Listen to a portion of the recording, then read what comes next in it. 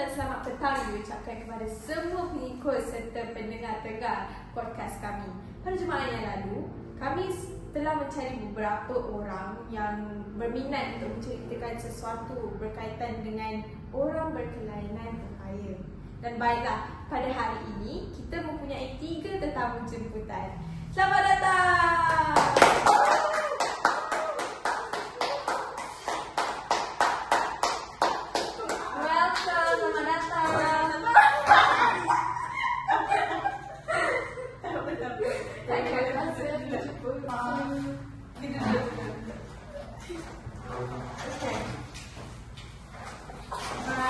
Silakan diri.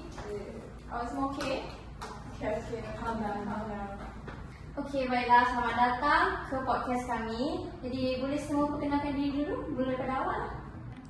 Hai. Nama saya Adriana. Saya 16 tahun. Hai, nama saya Mritika Alifafar Megan Aden dan saya berumur 20 tahun. Saya merupakan penjaga secara sukarela untuk Adriana selama 6 bulan. Oh, wow. Hai, nama saya Rihanna Adelia. Saya berumur 16 tahun dan saya datang sini untuk cerita tentang kawan saya yang merupakan orang yang berkelainan upaya. Baiklah, sebelum kita mula, saya akan beritahu tajuk kita pada hari ini walaupun korang semua dah sedia maklum. Tajuk kita untuk hari ini adalah pendapat tentang usaha yang wajar dilakukan untuk membantu orang kelainan upaya memberikan sumbangan yang berkesan kepada negara kita. Okey, sebelum kita masuk lebih mendalam pasal topik ini, boleh tak Adriana ceritakan pengalaman Adriana di orang KU dan macam mana Adriana boleh ada dalam situasi ini sekarang ni? Okey, saya sebenarnya budak normal je, macam budak sekolah normal je. Saya dulu pergi sekolah, hari-hari jalan-jalan kaki di sekolah. Lepas tu balik sekolah saya akan main sukan dengan kawan-kawan saya macam winter semua kan. Sampai satu hari ni ada kejadian tragis berlaku kepada saya. Saya waktu tu saya tengah dalam perjalanan pergi ke sekolah. Saya tengah naik kereta dengan ayah saya. Naik kereta macam normal, saya tengah borak-borak dengan ayah saya. Tiba-tiba ayah saya macam mengantuk. Tiba-tiba saya nampak lori yang datang tu. And lori tu juga datang dari lane yang lain. Lane yang sama. Jadi maksudnya dia berlawan arah lah? Lepas tu ayah saya macam tak sedar, dia dah mengantuk sangat. Ayah saya tak bangun-bangun, saya macam risau. Lepas tu lori tu dia pecut dia terus. Lepas tu dia langgar lah kita orang. Lepas tu kita orang dia jatuh dalam gaung. Lepas tu Adriana, lepas jatuh tu Adriana sedar ke? Tak, saya dibawa masuk hospital keesokan harinya sebab ada lah orang terjumpa, orang lalu-lalang. Lepas tu dia terjumpa kereta bawa gaung tu, lepas tu dia call lah ambulans. Jadi maksudnya kereta tu dijumpa hari yang jadi ke esok hari yang? Esok.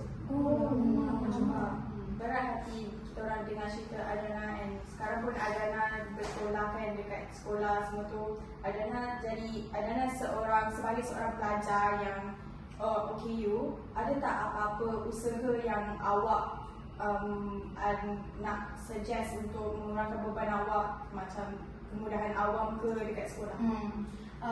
Saya betul-betul berharap yang sekolah akan menambahkan lagi lah kemudahan mesra untuk orang OKU kat sekolah, sebab kat sekolah macam tak ada sangat kemudahan tu. Macam contohnya toilet OKU tak boleh langsung tandas OKU yang lepas tu tandas pelajar dekat bawah, so macam saya tak boleh lah sebab Dekat bawah? kat bawah.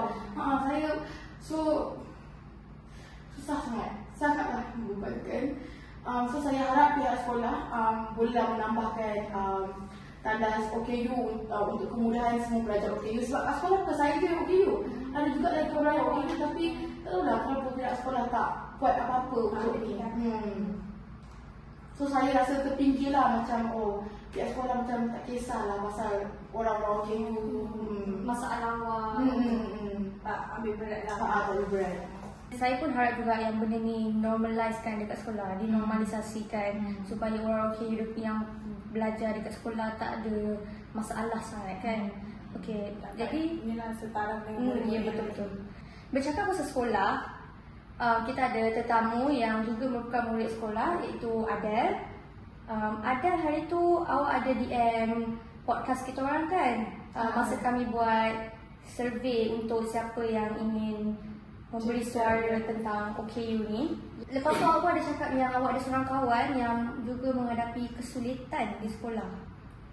Kawan saya ni dia ada masalah pekak dari genetik, dari lahir lagi lah. Jadi maksudnya awak ni buka. Ya, betul. Jadi cerita dia sedih jugalah sebab dia bukan daripada keluarga yang satu yang bukan normal lah. Lepas tu lagi satu yang keluarga dia susah juga sebenarnya. Jadi kadang-kadang alat pendengaran koklia tu dia orang pun kadang-kadang share je. Jadi kalau kat rumah tu susah lah. Jadi dia pun tak pergi sekolah banyak sangat. Kadang-kadang dia macam malu nak pergi sekolah sebab yelah ada murid yang ejek dia cara dia bercakap sebab dia memang tak boleh dengar sangat lah. Jadi masa satu hari tu dia pindah ke sekolah saya. Dia murid baru lah kan. Saya pun saya suka nak buat kawan baru. Jadi saya pun pergi mana kat dia, saya tanya dia, saya nak jadi kawan boleh. Lepas tu dia pun macam dia macam nak lari daripada Dia tak percaya lah, dia macam tak mana percaya dia. Jadi saya pun macam kenapa? Lepas saya pun dia pun cakap dia pun cakap dia masa dia tulis sesuatu, saya tulis sesuatu, dia cakap saya pekak. Lepas tu saya pun macam oh pekak ke? Saya tak pernah ada kawan yang pekak.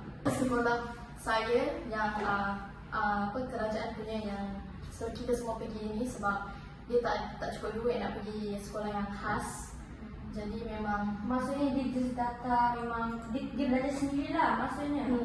kebanyakan Jadi macam mana dia berkomunikasi dengan cikgu? memang menulis semua tu lah. Ya memang ada beberapa cikgu yang usaha untuk belajar bahasa isyarat. Tapi macam dia orang macam malas nak layan. Saya rasa lah. Jadi saya pun tiba-tiba saya rasa macam saya rasa nak komit lah, saya nak kawan dengan dia, saya nak belajar bahasa isyarat. Jadi saya pun mulalah belajar bahasa isyarat yang asas online.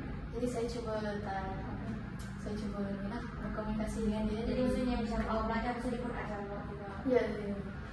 Wow, mesti dia sangat bersyukur ada kawan macam awak kan? Betul. Alhamdulillah. Betul.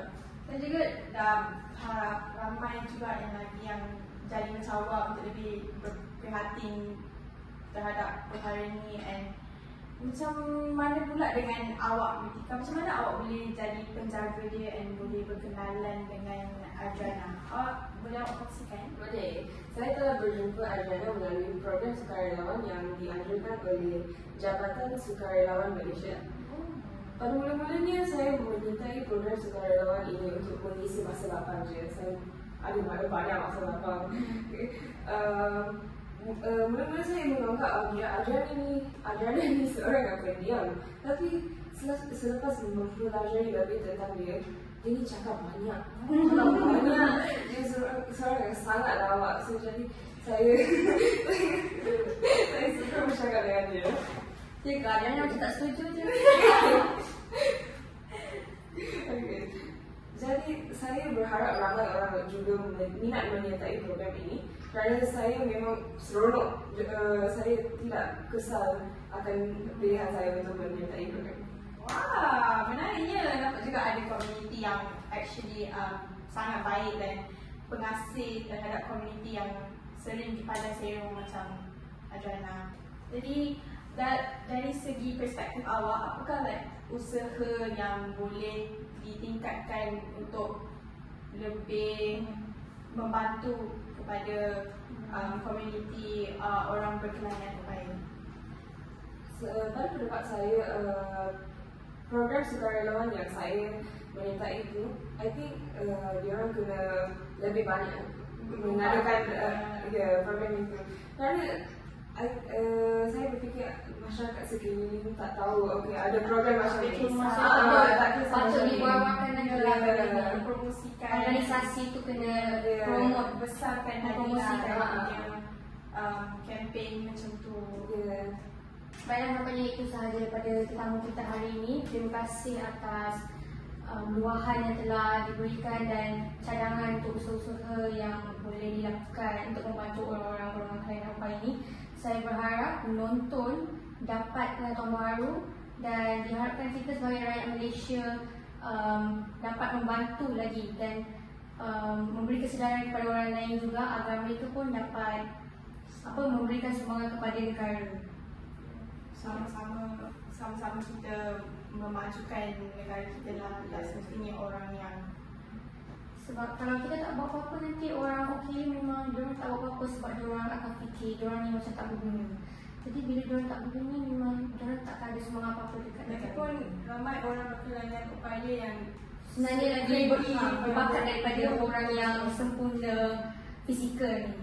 ya, jadi terima kasih kerana datang dan sudi meluahkan dan menceritakan semua tu, dan itulah pengakhiran episod pada kali ini. Terima kasih semua. Bye bye. Bye bye. Bye bye.